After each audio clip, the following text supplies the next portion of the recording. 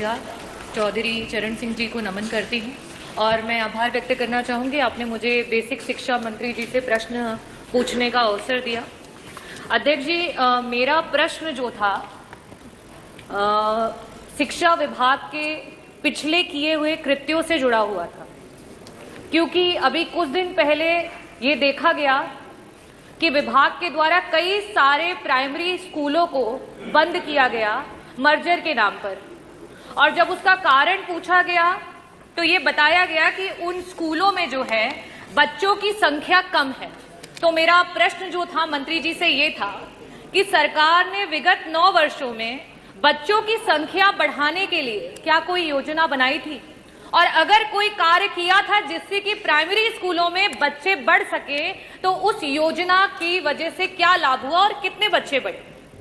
अध्यक्ष जी, उत्तर जो है वो बड़ा ही निराशापूर्ण है और उत्तर ये रहा कि कोई बच्चे नहीं बढ़े हैं, और योजना का क्योंकि मंत्री जी ने जिक्र नहीं किया, इसका मतलब कि सरकार ने कोई योजना बनाई ही नहीं कि सरकारी स्कूलों में जहां गरीब के बच्चे पढ़ते हैं, जहां पीडीए के बच्चे पढ़ते हैं, वहां उनको अच्छी शिक्षा दी जा सके।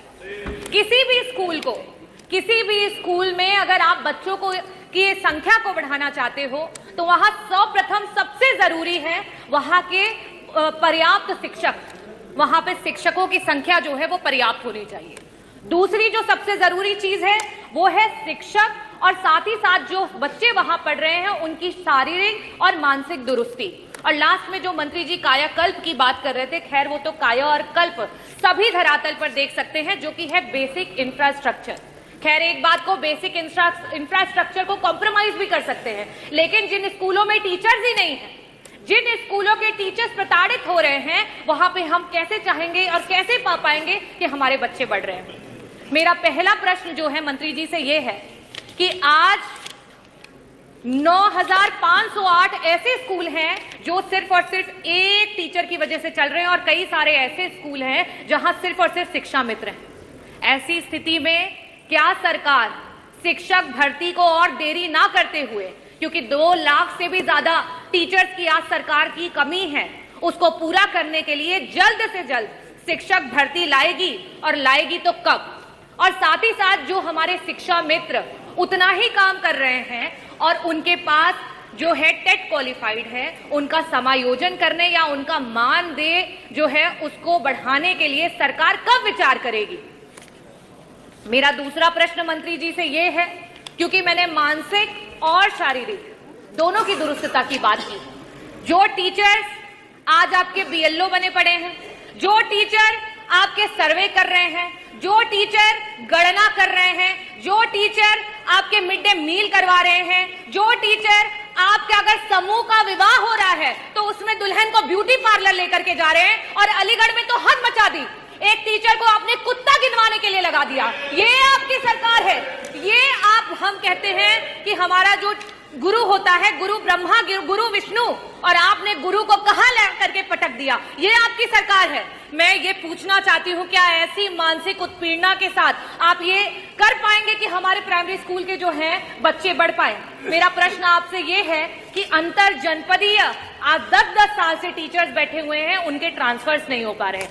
ऐसी स्थिति में क्या सरकार, जो हमारे टीचर्स हैं 1,86,000 ऐसे टीचर्स हैं जो कि टेट के बिना ही उनको नौकरियां मिली, आज उनके ऊपर टेट की मार आ गई है। क्या सरकार उस टेट से उनको मुक्ति दिलाएगी? क्या सरकार अंतर जो आपके जनपदीय ट्रांसफर्स है उनकी बात करेगी? और जिस तरीके के व्यवहार को सरकार टीचर्स के साथ कर रही है, क्या उस पर रोक लगाएगी? और साथ ही साथ 35 टीचर और शिक्षा मित्र जो हैं वो मौत की घाट उतर गए। बीएलओ के रूप में वो काम कर रहे थे और उन्होंने आत्महत्या कर ली। इन लोगों के लिए क्या सरकार उनके परिवारों में एक सरकारी नौकरी और साथ ही साथ मुआवजा देने का काम करेगी? मैं बस इन 3 प्रश्नों के स्पष्ट उत्तर चाहूंगी कि सरकार अवश्य दे। बहुत बहुत धन्यवाद अध्यक्ष महोदय। श्री ब्रजेश कठेरिया आंकड़े बता देंगे।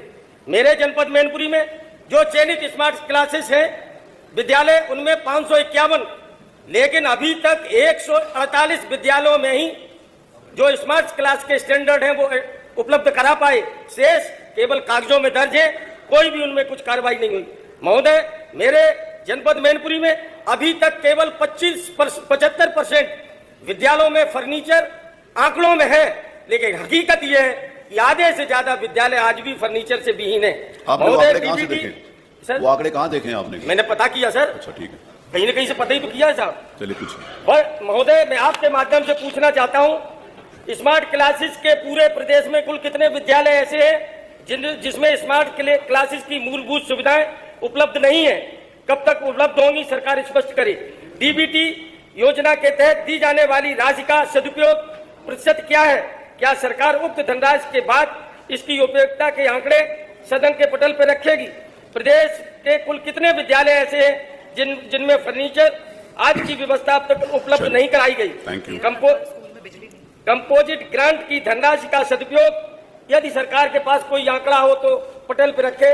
संख्या के आधार पर जिन विद्यालयों को दूसरी जगह मर्ज किया गया है, महोदय, आखिर यहाँ पर उपयुक्त आबादी के बाद छात्र संख्या क्यों कम हुई? धन्यवाद ब्रजेश जी। और एक आखिरी प्रश्न महोदय, सबसे बड़ा प्रश्न यह है कि वीडियो तमाम वायरल होते हैं, कभी बच्चे झाड़ू लगा रहे, तो बड़ा वाला बच्चे बन जा रहे। मैं आपके माध्यम से माननीय मंत्री जी से पूछना चाहता हूं कि जो हमारे सरकारी विद्यालय है, प्राथमिक विद्यालय है, आखिर आपका ध्यान उस सफाई की तरफ क्यों नहीं जाता है?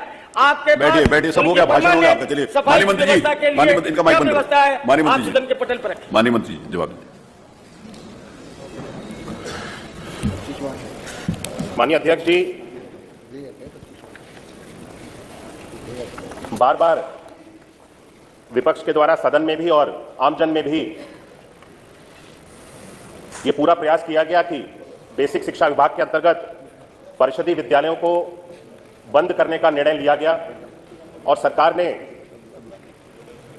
बच्चों के भविष्य को जो संवारने के लिए स्कूल बनाए गए थे उनको बंद करके बच्चों को दूसरे स्कूलों में भेजने का काम किया। मैं पहले भी इसको स्पष्ट कर चुका हूं कि सरकार के द्वारा किसी भी बेसिक शिक्षा विभाग के अंतर्गत परिषदीय विद्यालय को बंद करने का निर्णय नहीं लिया गया। हर एक विद्यालय यथावत जिस तरीके से चल रहा था और जो विद्यालय का यूडाइस कोड था वो अभी भी उसी तरह से यथावत है और हर विद्यालय अभी भी कार्यरत है। जो व्यवस्था बनाई गई थी मर्जर की, उस संबंध में मैंने पूरे सदन को अवगत कराया था कि 50 से कम संख्या वाले जो विद्यालय थे जहां पे बच्चों की संख्या 50 से कम थी, 1 किलोमीटर की अवधि प्राइमरी के लिए और अपर प्राइमरी के लिए 3 किलोमीटर की अवधि जो कि निर्धारित है आरटी के अंतर्गत, उसका पालन करते हुए जो विद्यालय 1 किलोमीटर के अंतर्गत था उस विद्यालय में बच्चों को मर्ज किया और उसका परिणाम स्वरूप यह हुआ कि एक विद्यालय में जो छात्रों की संख्या थी वो बढ़ गई और शिक्षकों की भी जो संख्या थी वो जब विद्यालय में अधिक हो जाएगी और छात्र भी अधिक होंगे तो ये स्वाभाविक है कि जो पठन पाठन का कार्य विद्यालय के अंतर्गत होगा वो बेहतर होगा। बच्चे ग्रुप लर्निंग, पीयर लर्निंग के माध्यम से अच्छी शिक्षा को ग्रहण करेंगे। इस चीज को हम लोग सोचते हुए ये निर्णय लिया गया था और इसका जो स्वरूप आया है, इसका जो फल मिला है हम लोगों को, वो भी अच्छा हुआ है। और जो विद्यालय बंद किए गए थे, यानी कि जो बंद नहीं किए गए, जो विद्यालय रिक्त हुए थे खाली मर्जर की प्रक्रिया के बाद में, उन विद्यालयों को प्री प्राइमरी यानी बाल वाटिका के रूप में हम सब लोगों ने इस वर्ष से एक नई व्यवस्था बना करके चालू किया है। इन विद्यालयों में भी इन बच्चों के पठन पाठन के कार्य हम सब लोग प्रारंभ कर रहे हैं और इसके लिए एक पूरा पाठ्यक्रम अलग से तैयार किया गया है कि इनके भविष्य को हम सब लोग बेहतर किस तरह से बनाएं। तो माननीय सदन में कोई भी विपक्ष के सदस्य इस तरीके की कोई गलत जानकारी ना दे कि सरकार के द्वारा विद्यालयों को बंद किया गया है। लाखों की संख्या में शिक्षकों के जो ट्रांसफर का भी प्रश्न उठाया गया, 2017 से लेकर के अभी तक अंतर जनपदी और जनपद के अंदर भी समायोजन दोनों किए गए और लाखों की संख्या में शिक्षकों का तबादला हुआ है, ट्रांसफर हुआ है और ऑनलाइन एक पारदर्शी व्यवस्था का पालन करते हुए हमारे ट्रांसफर की प्रक्रिया पे किसी भी तरह की कोई आलोचना नहीं होती और किसी भी तरह की कोई उंगली नहीं उठती। इससे पहले जब 2017 से पहले ट्रांसफर किए जाते थे और किस तरीके की ट्रांसफर की व्यवस्था थी, हम में से किसी भी सदस्य से ये छुपा नहीं है और किस तरीके से पूरी तरह से दलाली होती थी और पैसा वसूला जाता था शिक्षकों के ट्रांसफर के नाम पर। और उसके बाद था कि मेरे पैसे चले जाने के बाद में भी मुझे मेरा मन चाहे ट्रांसफर मिल जाएगा या नहीं मिल जाएगा। एक बार पैसे चले गए तो वो पैसे भी उस शिक्षक के बर्बाद हो जाते थे। आज इस व्यवस्था को पूरी तरह से पारदर्शी बनाया गया है। एक भी शिक्षक से ट्रांसफर के नाम पे एक भी रुपए की वसूली प्रदेश भर में कहीं पर भी नहीं होती। एक पारदर्शी व्यवस्था है जिसके अंतर्गत शिक्षक अप्लाई करते हैं और पॉलिसी बनाई जाती है प्रतिवर्ष और उस पॉलिसी का पालन करते हुए जो शिक्षक उस पॉलिसी के अंतर्गत आते हैं, हर एक शिक्षक को उसके मनचाहे स्थान पर ट्रांसफर दे दिया जाता है। और म्यूचुअल ट्रांसफर की व्यवस्था भी हमने बनाई है, जो प्रतिवर्ष हर वर्ष होती है। यानी कोई भी शिक्षक अगर म्यूचुअली एक दूसरे के स्थान पे अंतर जनपद या जनपद के अंदर जाना चाहता है, वो पोर्टल के माध्यम से अप्लाई करके ओटीपी शेयर करके उसकी एक पूरी व्यवस्था बनाई गई है, एक दूसरे के स्थान पे जा सकते हैं। मुझे लगता है कि शिक्षकों के हित के लिए हमने जितने भी निर्णय लिए हैं, वो शिक्षकों के भविष्य को और शिक्षक जिस तरीके से अपनी सेवाएं दे रहे हैं हमारे विभाग के अंतर्गत, उनको प्रोत्साहित करने के लिए सरकार ने हर एक उचित कदम उठाया है। जहां तक विपक्ष ने प्रश्न उठाया शिक्षकों के स्वास्थ्य के संबंध में, हम सब अपने शिक्षकों के स्वास्थ्य के लिए भी हम सब लोग बहुत ज्यादा चिंतित रहते हैं और इसीलिए जो शिक्षकों की बहुत लंबे समय से मांग चल रही थी कि उनको कैशलेस स्वास्थ्य का बीमा उपलब्ध कराया जाए, माननीय मुख्यमंत्री जी के द्वारा इस शिक्षक दिवस के अवसर पे इसकी घोषणा भी की गई कि उत्तर प्रदेश के अंतर्गत जितने भी हमारे शिक्षक हैं, शिक्षा मित्र हैं, सभी लोगों को कैशलेस चिकित्सा की सुविधा उपलब्ध कराई जाएगी, जिससे कि उनके भविष्य को और आने वाले समय में भी किसी भी तरह की अगर उनको कठिनाई आती है स्वास्थ्य से संबंधित, तो उसके ख्याल रखने के लिए भी सरकार उनके साथ में खड़ी हुई है। उत्तर प्रदेश में शिक्षा के गिरते हुए स्तर का भी माननीय सदस्य ने जिक्र किया। वे शायद ये भूल गए कि गिरता हुआ स्तर उत्तर प्रदेश में शिक्षक का 2017 से पहले हुआ करता था, जहां पे बच्चों की पठन पाठन के लिए किसी भी तरह की कोई निगरानी नहीं होती थी, कोई व्यवस्था नहीं होती थी और किसी भी तरह की कोई मॉनिटरिंग के लिए कोई पोर्टल या ऐप किसी भी तरह का कोई निर्माण नहीं किया गया था। राष्ट्रीय सर्वेक्षण जो नैस की रिपोर्ट है, वो ये अपने आप में बताती है कि अगर हम पूरे देश का औसत देखें और उत्तर प्रदेश का अगर हम औसत देखें, तो वो हर एक कक्षा में उत्तर प्रदेश का औसत पूरे राष्ट्र के औसत से बढ़ा हुआ है। चलिए, थैंक यू। अगला प्रश्न दे। अगला प्रश्न दे। नहीं, चाहूंगी आपके जबान फिसली कम से कम सच निकला।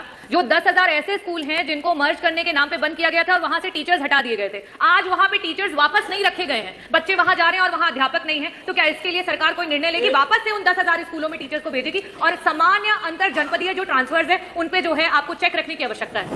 उसका जवाब आ गया। नहीं, उसका जवाब आ गया। उच्च अंतर जनपदीय ट्रांसफर्स के लिए पूरी बात आ चुकी है। प्रश्न संख्या 4 इंजीनियर सचिन यादव।